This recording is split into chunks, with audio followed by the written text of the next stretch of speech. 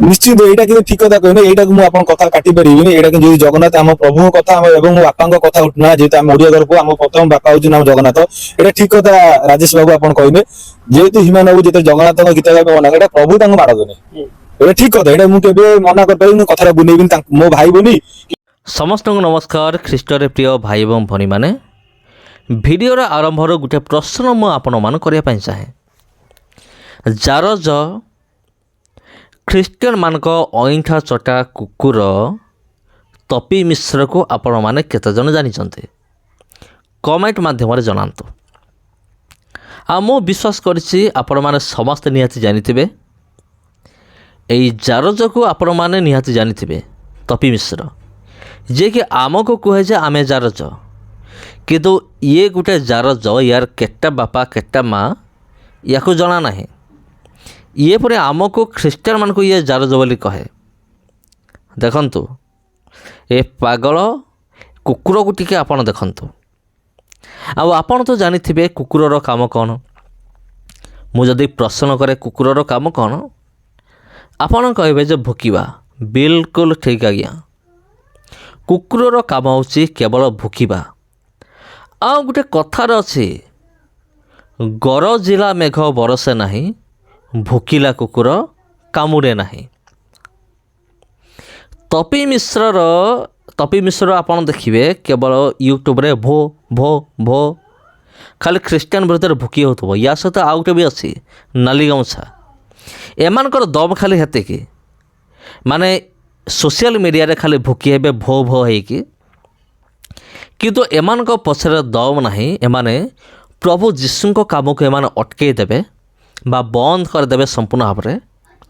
ପୁରା ସମ୍ପୂର୍ଣ୍ଣ ଓଡ଼ିଶାରେ ଏମାନେ କ'ଣ କରିବେ?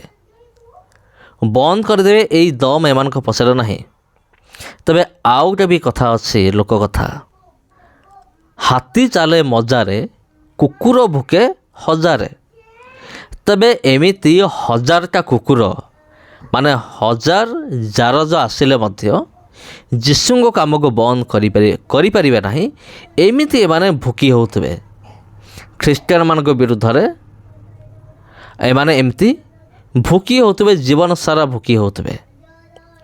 ଆଉ ଏମାନେ ଏମିତି ଭୋକି ହେଉଥାନ୍ତୁ, ଆଉ ପ୍ରଭୁଙ୍କର କାମ ଏମିତି ଚାଲୁଥାଉ। ମୋର କହିବାର କଥା ହେଉଛି ଏଇଟା। ଆପଣ କେବେ ଦେଖିଛନ୍ତି କୁକୁର ଯେତେବେଳେ ଭୋକେ ହାତୀ କ'ଣ ଡରିକି ପଳାଏ, ମାନେ ପଛଘୁଞ୍ଚା ଦିଏ? ବିଲକୁଲ ନୁହେଁ। ଏମାନେ ହେଉଛନ୍ତି କୁକୁର। ଏମାନେ ଯେତେ ଭୋକିଲେ ମଧ୍ୟ ଆମେ ଯୀଶୁଙ୍କ କାମକୁ ବନ୍ଦ କରିବାର ନାହିଁ। ଏମାନେ ଯୀଶୁଙ୍କ ବିରୁଦ୍ଧରେ ଯେତେ କହିଲେ ମଧ୍ୟ, ଖ୍ରୀଷ୍ଟିଆନ ବିରୁଦ୍ଧରେ ଯେତେ କହିଲେ ମଧ୍ୟ, ଏଇ ଜାରଜମାନେ, ଏଇ କୁକୁରମାନେ ଯେତେ କହିଲେ ବି ଯୀଶୁଙ୍କ କାମ କେବେ ବନ୍ଦ ହେବାର ନାହିଁ। ହାତୀ କେବେ ପଛକୁ ଘୁଞ୍ଚିବାର ନାହିଁ। ଏମାନେ ଏମିତି ଭୋକି ହେଉଥିବେ। ତେବେ ଏମାନେ ଏମିତି ଭୋକି ହେଉଥାନ୍ତୁ। ଆଉ ବିଗତ ଭିଡ଼ିଓରେ ମୁଁ କହିଥିଲି ଯେ ଏଇମାନେ ହେଉଛନ୍ତି ଖ୍ରୀଷ୍ଟିଆନମାନଙ୍କର ଅଇଁଠା ଚଟା କୁକୁରମାନେ। ଏମାନେ ଅଇଁଠା ଚାଟିଲେ କେମିତି ବିଗତ ଭିଡ଼ିଓରେ ମୁଁ କହିଥିଲି। ଆଉ ଏ କଥାକୁ ମୁଁ ରିପିଟ୍ କରୁଥିବି ବାରମ୍ବାର, ଆଗାମୀ ଭିଡ଼ିଓରେ ବି ରିପିଟ୍ କରୁଥିବି। ଯେ ପର୍ଯ୍ୟନ୍ତ ଏଇ ଜାରଜମାନେ ଖ୍ରୀଷ୍ଟିଆନମାନଙ୍କ ବିରୁଦ୍ଧରେ, ଯୀଶୁଙ୍କ ବିରୁଦ୍ଧରେ କହିବା ବନ୍ଦ କରିବେ ନାହିଁ, ସେ ପର୍ଯ୍ୟନ୍ତ ଆମର ଧୁଲେଇ ବି ଏମିତି ଚାଲିଥିବ। ହଁ ପ୍ରିୟ ବନ୍ଧୁଗଣ, ତେବେ ଏମାନେ କେମିତି ଏମାନେ କୁକୁରମାନେ କେମିତି, ମାନେ ଖ୍ରୀଷ୍ଟିଆନମାନଙ୍କର ଅଇଁଠା ଚଟା କୁକୁରମାନେ କେମିତି ହେଲେ? ଯଦି ଆପଣ ମୋତେ ପ୍ରଶ୍ନ ପଚାରିବେ, ତା ଉତ୍ତର ଏହା ହେବ। ଦେଖନ୍ତୁ, ଆପଣ ଦେଖନ୍ତୁ, ଯାହା କିଛି ଆଜିର ଦୁନିଆରେ ଲୋକମାନେ ବ୍ୟବହାର କରୁଛନ୍ତି, ଇଣ୍ଡିଆନ ମାନେ, ଆଉ ବିଶେଷ କରିକି ଏଇ ଜାରଜମାନେ ଯାହା କିଛି ବ୍ୟବହାର କରୁଛନ୍ତି, ଏମାନଙ୍କର ପ୍ୟାଣ୍ଟ ସାର୍ଟ, ମୋବାଇଲ, ଇଲେକ୍ଟ୍ରୋନିକ୍ସ ଜିନିଷ, ଟିଭି ହେଉ, ଆଉ ସେଫ୍ଟି ପିନ୍ ଠାରୁ ଆରମ୍ଭ କରିକି ଉଡ଼ାଜାହାଜ ପର୍ଯ୍ୟନ୍ତ ଯେତେ ଏମାନେ ବ୍ୟବହାର କରୁଛନ୍ତି, ସବୁ ଖ୍ରୀଷ୍ଟିଆନମାନଙ୍କର ଭିକ। ମାନେ ଏମାନେ ହେଉଛନ୍ତି ଗୋଟେ ଗୋଟେ ଭିକାରୀ। ମାନେ ଖ୍ରୀଷ୍ଟିଆନମାନେ ଭିକରେ ଏମାନଙ୍କୁ ଦେଇଛନ୍ତି। ନିଅରେ ଭିକାରୀମାନେ, ବ୍ୟବହାର କର, ଚାଟ, ଆମର ଅଇଁଠା ଯେତେ ପାରୁଛ ଚାଟ। ଆଉ ଏମାନେ କେବଳ ଆଜି ନୁହେଁ, ଏମିତି ଖ୍ରୀଷ୍ଟିଆନ ବିରୋଧୀ। ଆଉ ଏଇ ଭିଡ଼ିଓ ସମସ୍ତ ଖ୍ରୀଷ୍ଟିଆନ ବିରୋଧୀମାନଙ୍କ ନିମନ୍ତେ, କିନ୍ତୁ ସ୍ପେସିଆଲି ନାଲି ଗାମୁଛା ଏବଂ ତପି ମିଶ୍ର ନିମନ୍ତେ এই ଭିଡ଼ିଓ ମୁଁ ନେଇକି ଆସିଛି। କିନ୍ତୁ ତଥାପି ସବୁ ଖ୍ରୀଷ୍ଟିଆନ ଲୋକମାନେ এই ଭିଡ଼ିଓରେ ସାମିଲ ଅଛନ୍ତି। ତା ସହିତ ଯେତେ ଖ୍ରୀଷ୍ଟିଆନ ବିରୋଧୀମାନେ ସମସ୍ତଙ୍କୁ ଟାର୍ଗେଟ୍ କରାହେଇଛି এই ଭିଡ଼ିଓରେ। ଖ୍ରୀଷ୍ଟିଆନ ବିରୋଧୀ, ମୁଁ ହିନ୍ଦୁ ବୋଲି କହିବି ନାହିଁ, କାରଣ ଆମର ହିନ୍ଦୁମାନଙ୍କ ମଧ୍ୟରେ ବି ଭଲ ଲୋକମାନେ ଅଛନ୍ତି। ହିନ୍ଦୁ ଭାଇ ଭଉଣୀମାନେ ଭଲ ଅଟନ୍ତି, ସେମାନେ ଖରାପ ନୁହନ୍ତି। ଆଉ କିନ୍ତୁ ଏଇଭଳି କେତେ ଯେଉଁ ଜାର ଯେଉଁ ଅଛନ୍ତି, ଏମାନଙ୍କ ନିମନ୍ତେ ପୁରା ହିନ୍ଦୁ ଧର୍ମ ହିଁ ପୁରା ବଦନାମ ହେଇକି ରହିଛି। ଆଉ ଏମାନେ ନାଲି ଆଖି ଦେଖାଉଛନ୍ତି ଆମକୁ।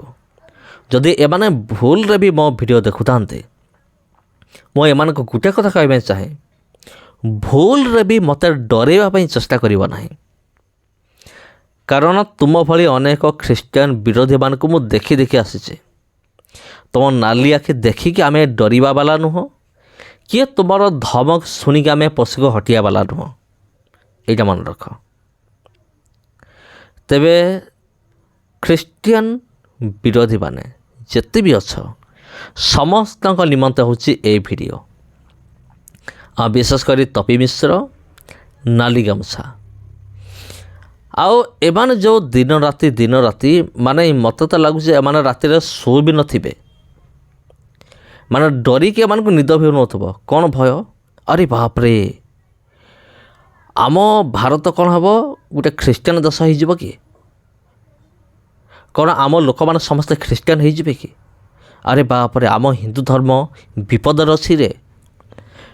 ମାନେ ମୋତେ ଲାଗୁଛି ପ୍ରିୟ ବନ୍ଧୁଗଣ, ଏମିତି ଭାବି ଏମାନଙ୍କର ମାନେ ଏମାନଙ୍କୁ ରାତିରେ ଭଲ କି ନିଦ ବି ହେଉନଥିବ, ରାତିରେ ଶୋଉନଥିବେ ଏକଥା ଭାବି। ଆଉ ଯେତେବେଳେ ବି ଏମାନେ କ୍ୟାମେରା ସାମ୍ନାକୁ ଆସୁଛନ୍ତି, କିଛି ନା କିଛି ପଦେ ଅଧେ ହେଲେ ବି ଖ୍ରୀଷ୍ଟିଆନ ବିରୁଦ୍ଧରେ ବାହାରୁଛି ଏମାନଙ୍କ ମୁହଁରୁ। କାହିଁକି? ଆରେ ଭାଇ, ଏମାନେ ପୁରା କୁକୁରମାନେ ସବୁ। ଭୁକିବା ହେଉଛି ଏମାନଙ୍କର କାମ। ଆଉ ଏମାନେ ଭୁକିବେ ନାହିଁ ତ ଏମାନେ କ'ଣ କରିବେ? ଆଉ ଠିକ୍ ଅଛି, ଏମାନେ ଭୁକି ହେଉଥାନ୍ତୁ, ଏମାନେ ଏମିତି ଭୁକି ହେଉଥାନ୍ତୁ। ଈଶ୍ୱରଙ୍କ ରାଜ୍ୟ ଏମିତି ବଢ଼ୁଥାଉ। ଆଉ ଯୀଶୁଙ୍କ କାମ ବନ୍ଦ ହେବାର ନାହିଁ ରେ ପୁଅ ତପି ମିଶ୍ର, ଏଇଟା ମନେ ରଖ।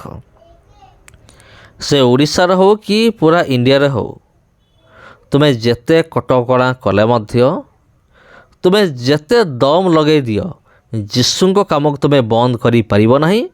এইটা ମୁଁ ତୁମକୁ ପୁରା ଖୋଲା ଚ୍ୟାଲେଞ୍ଜ ମୁଁ ଦେଉଛି ତୁମମାନଙ୍କୁ। ଆଉ ଚ୍ୟାଲେଞ୍ଜ ଦେଉଛି, ତୁମେ କେବେ ବନ୍ଦ କରିପାରିନଥିଲ କି ଏବେ ମଧ୍ୟ ତୁମେ ପାରୁନ ଯୀଶୁଙ୍କ କାମକୁ ବନ୍ଦ କରିବା ପାଇଁ, କି ଆଗାମୀ ଦିନମାନଙ୍କରେ ତୁମେ ଯୀଶୁଙ୍କ କାମକୁ ବନ୍ଦ କରିପାରିବ ନାହିଁ। ସେ ଦମ ତୁମମାନଙ୍କ ଭିତରେ ନାହିଁ ରେ କୁକୁରମାନେ, ଜାରଜମାନେ। ପ୍ରିୟ ବନ୍ଧୁଗଣ, ଖ୍ରୀଷ୍ଟର ପ୍ରିୟ ଭାଇ ଭଉଣୀମାନେ, ସମସ୍ତଙ୍କୁ ନମସ୍କାର। ପୁଣି ଥରେ ଭେଟ ହେବ ଆପଣଙ୍କ ସହିତ ଆଉ ଗୋଟେ ଏମିତି ମଜାଦାର ଭିଡ଼ିଓ ସହିତ। ନମସ୍କାର।